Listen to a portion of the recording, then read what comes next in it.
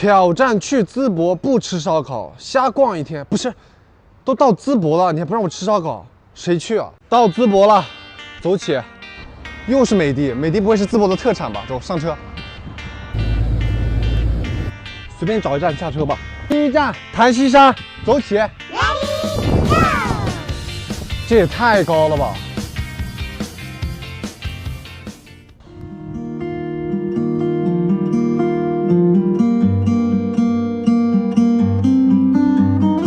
我就想一直这样坐着，看看瀑布，看看河，原地修仙。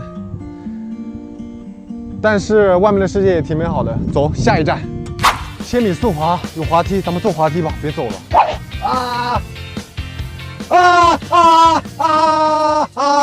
我不能吃烧烤，你就带我来吃烧烤这地方干嘛？这样，我给我爸妈买点总可以吧？我自己不吃。你好，看一下淄博烧烤隐藏款。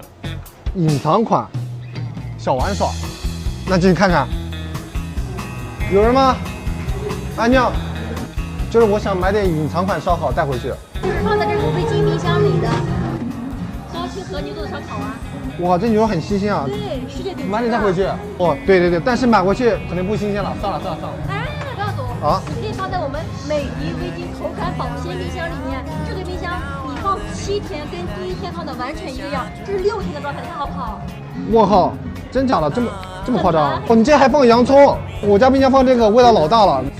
我去，一点味道都没有。因为我们是用的 PSP 加智能净化，这个可以做到9分钟急速进味。我还是觉得这个牛肉很新鲜啊。我让厨师做一下。哎，不，我不能吃。别，吃了没吃啊？太香了，没忍住，挑战失败。